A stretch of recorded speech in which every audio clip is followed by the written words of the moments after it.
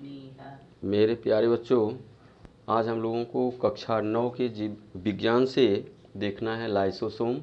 इसके बारे में मुख्य तथ्यों को हमको लेकर के चलना है, जिनको यहाँ पर हम लोगों ने नोट कर लिया है। पहले नंबर में चित्र रहेगा, दूसरा इसका आवश्यक परिचय क्या होगा, और तीसरा इसके कार्य कौन कौन से होंगे। ठीक, तो सबसे पहले चलते हैं हम लोग इसके फिगर में। सामान्य तौर से कोशिका के अंदर पाया जाने वाला एक प्रमुख कोशिकांग है। इससे पहले भी हम लोग मुख्य कोशिकांगों के कार्य और उनके अलग से दिए गए नाम के बारे में देखा था, और उसी स्टेप पर हम लोग आज पर्टिकुलर लाइसोसोम को लेकर के चलेंगे और इसके बारे में विभिन्न जानकारियों को प्राप्त करेंगे।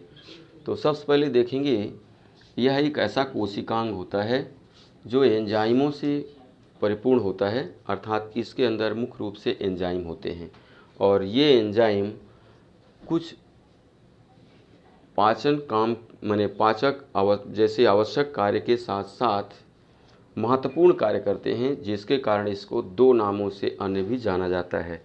एक तो इसे आत्मघाती थैली कहा जाता है, दूसरा इसे कोशिका का अपचायक कहा जाता है। इन दोनों के बारे में अभी हम लोग चर्चा करेंगे। फिगर देख लेते हैं पहले। तो इसका आकार गोलाकार व अंडाकार होता है। इनके बीच में माइलिन बॉडीज़ कुछ पाई जाती हैं और साथ साथ रिक्तिकाएँ पाई जाती हैं। बाहर से एक इकाई झिल्ली के रूप में ये पैक होता है। सामान्यतः सरल होता है, लेकिन इसके जो आकार होगा, इसका माने माप, ये साइज़, वो होगा 0.2 म्यू से 0.8 म्यू के बीच रहेगा। और साथ ही साथ इसके अंदर कुल 24 पाचक एंजाइम उपस्थित होते हैं, और ये पाचक एंजाइम ही इसके महत्व को बढ़ा देते हैं। ठीक, तो इस प्रकार से हम लोग इसको देख लिए। अब आगे चलते हैं, ये हमारे कोशिका में कहाँ कहाँ उपस्थित होता है या कहाँ कहाँ की कोशिकाओं में इसकी उपस्थिति होती है। तो मुख्य अंग जैसे यकृत हो गया, आपका प्लीहा हो गया, श्वेत रक्त कणिकाएँ, अग्न्याशय, वृक्क, थायराइड ग्रंथि और ऊतकों की कोशिकाओं में मुख्य रूप से ये पाया जाता है लाइसोसोम। ठीक, अब इनमें से उपस्थित होने के साथ इन अंगों में संपूर्ण कार्य करता है, अर्थात इनमें पाए जाने वाली जो मृत कोशिकाएं हैं, जो कोशिकाएं कार्य करने में सक्षम नहीं हैं, पुरानी हो चुकी हैं, ऐसी कोशिकाओं का भक्षण करके उनको साफ करने का काम करता है, अर्थात उनको वहाँ से उनकी सफाई करता है। इसीलिए इसको अपचायक के नाम से भी जाना जाता है। साथ ही साथ जो इसमें से कोशिकाएं मृत हो जाती हैं या जो कार्य नहीं कर पाती हैं, उनका भक्षण इसके अंदर से निकलने वाले एंजाइम खुद करते हैं, अर्थात ये खुद लाइसोसोम के अंदर से निकले हुए एंजाइम इनका भी भक्षण कर लेते हैं, जो नष्ट हो जाते हैं।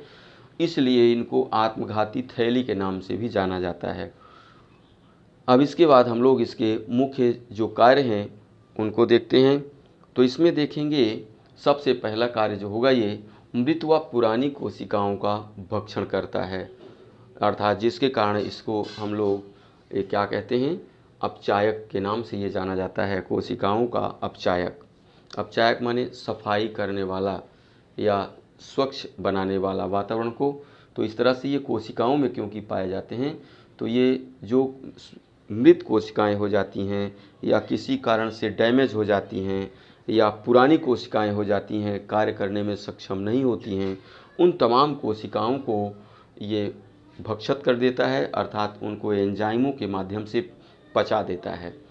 ठीक, दूसरा मुख्य कार्य इसका हानिकारक सूक्ष्मजीव एवं कणों का पाचन। मान लीजिए जैसे कोशिकाओं के अंदर पाचन प्रक्रिया के तहत या किसी भी माध्यम से जो सूक्ष्मजीवी प्रवेश कर जाते हैं, या कि जो उसके अंदर कुछ हानिकारक कण प्रवेश कर जाते हैं जो कोशिका को किसी न किसी तरह से नुकसान पहुंचाने वाले होते हैं, तो ये लाइसोसोम उन सूक्ष्मजीवों और कणों को पाचित कर देता है, अर्थात उनका पाचन कर देता है और उनसे कोशिका की रक्षा करता है। अगले नंबर में देखेंगे, जैसे रोग की स्थिति में शरीर का पोषण भी करने का कार्य करता है। तो ध्यान देंगे, मुख्य रूप से ये दो कंडीशन लेके चलना है इसमें। एक तो रोग की स्थिति और दूसरा उपवास की स्थिति, अर्थात ऐसी परिस्थितियाँ जिनमें शरीर को सभी पोषक तत्व उपलब्ध नहीं हो पाते, अर्थात पोषण की कमी होती है। उस समय पर ये शरीर में स्थित पोषक पदार्थों का पाचन करते हैं और उनसे उत्पन्न पोषक तत्वों के माध्यम से शरीर को पोषित करते हैं, जिससे शरीर को ऊर्जा प्राप्त होती है और शरीर में चलने वाली सभी चयापचयी क्रियाएं क्रियान्वित होती हैं। तो इस तरह से हम लोग क्या देखते हैं कि रोग और उपवास की स्थिति में मुख्य रूप से लाइसोसोम शरीर के पोषण का कार्य करता है, शरीर में पोषण का कार्य भी करता है।